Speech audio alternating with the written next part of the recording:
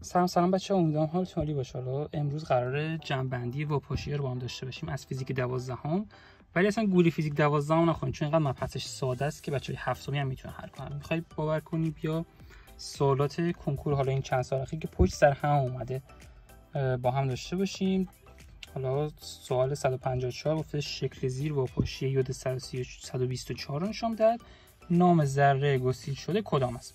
خب ما می‌بینیم که یه دونه، حالا بعدش این دو دست نمیتونم کار کنم، میبینیم که یه دونه از عدد یعنی اتمیمون 53 شده 52. خب میایم تو این جدوله، بعدش این روز میفته، میایم تو این جدوله میبینیم کدوم یکی از عدد اتمیش کم شده.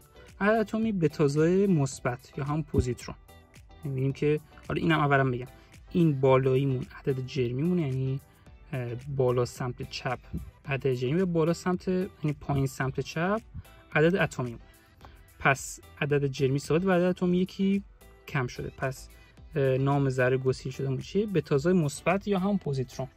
گزینه‌ها چی گفته؟ گفته آلفا، گاما، پوزیترون، الکترون، که جواب همین گزینه سه. و اینم حتما بگم که این ذره، این حالا هسته دختره، اون پروتونه که کم شده به یه دونه نوترون تبدیل شده. حالا اون کار نداریم، فقط نام ذره رو از ما خواسته. سوال بعدی گفته در فرآیند واپاشی این اون ایکس کدام، یعنی نام ذره باز گسیل شدهمون رو میخواد. میبینیم که عدد جرمی ثابت و عدد اتمی چی شده؟ یکی کم شده. خب دوباره میایم توی کدوم از اینا یکی از عدد اتمی کم میشه؟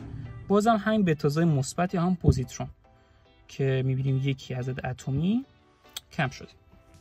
پس جواب چیه؟ جواب گزینه 2 که زده بتازای مثبت. به همین راحتی.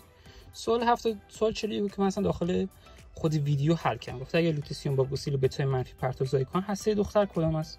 خب ما میبینیم که گفته بتازای منفی. بتای منفی میایم اینجا پیدا می‌کنیم، میبینیم که عدد جرمی هسته دختر ثابته و عدد اتمی یکی اضافه میشه. خب 71 پس باید بشه 72. گزینه 1 گفته 176 72 جواب سوالمونه. حالا میایم تو این صفحه.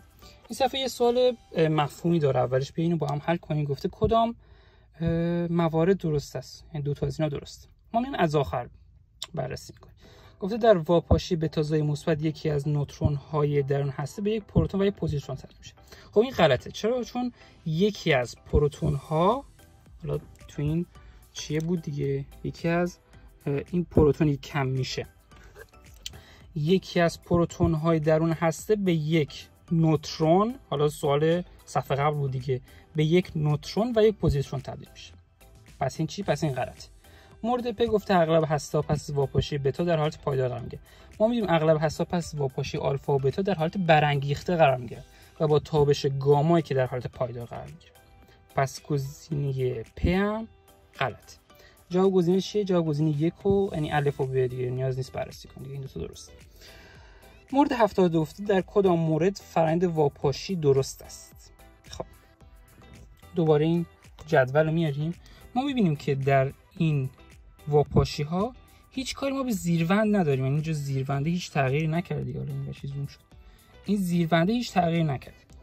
پس گزینه 1 اومده در مورد زیروند صحبت کرده داخل هسته دختر که غلطه، و گزینه الف و ب کاملا غلطه چون اومده داخل زیروند صحبت کرده، اصلا زیروند نداریم داخل واپاشی.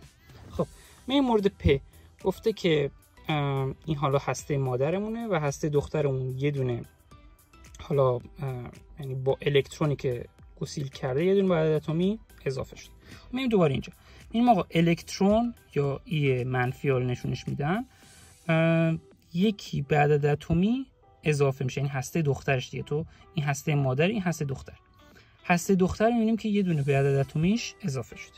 اینم دقیقاً همین گفته دیگه. وقتی گفته یه الکترون یا ای منفی به تازه منفی واپاشیمونه، یه دونه الکترون گسیل میکنه، عدد اتمی یک اضافه میشه. به طبق این حالا گفتم دقیقاً درست. پس سوال 72 میشه گزینه پ، گزینه 3.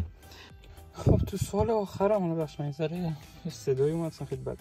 گفته اگر جرمی عنصر 2 در عدد اتمی باشد یعنی چی؟ یعنی همین الان ما ای و نوترون ها و پروتون هامون این زمین قلماشو شفت اگر عدد جرمی عنصر 2 برابر عدد اتمی باشد. خب اول از همه عدد جرمی مجموع نوترون ها و پروتون هاست. درسته؟ پس نوترون هاش با پروتون هاش برابر. این از این. پس از گسیل یک پرتو آلفا و یک الکترون و یک پوزیترون تعداد نوترون های هسته جدید چند تا از تعداد پروتون های هسته جدید بیشتر است. خب ما می‌دونیم یک الکترون یک پوزیترون حالا طبق این یه دونه از عدد جرمی اضافه و یه دونه کم میکنه. پس این دوتا عملا هیچ تاثیر نداره. همه تاثیر ما میره روی آلفازا. آلفازا هم 4 تا از عدد جرمی و 2 تا از عدد اتمی کم کنه. عدد اتمی فقط مجموع پروتون ها بود دیگه، ولی عدد جرمی مجموع نوترون ها و پروتون ها بود. پس در مجموع از ما 2 تا عدد چی خورد؟ 2 تا از عدد، یعنی 2 تا پروتون کم میکنه و 2 تا نوترون.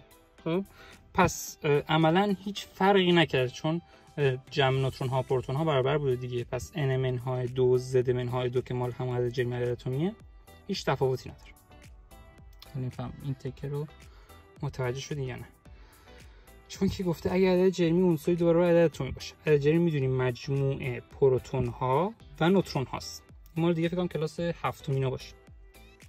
و عدد اتمی فقط مجموع پروتون هاست. این دوتا که عملا خط خورد با هم دیگه، چون یه دونه به عدد اتمی اضافه و کم میکنه. خب این دوتا که خط خورد، یه دونه پرتو آلفازا فقط میمونه که آلفازا گفتیم 4 تا از عدد جرمی و 2 تا از عدد اتمی، یعنی این خود عدد جرمی مجموع پروتون ها و نوترون ها بود دیگه. پس 2 تا نوترون و 2 تا پروتون از ما کم میکنه و عملا هیچ تفاوتی نداره. نوترون های هسته جدید چند تا از تعداد پروتون های هسته جدید بیشتر است؟ جواب 0. گزینه 4. اینم از این. اگه دوست داشتین این ویدیو رو حتما لایک کنید. آموزشیه که تو کنکورتون حتما میاد. حتی کلاس هفتمی هم گفتم میتونه حلش کنه. و همین، خیلی دوستون دارم. تا آموزش ویدیو بعدی، خداحافظ.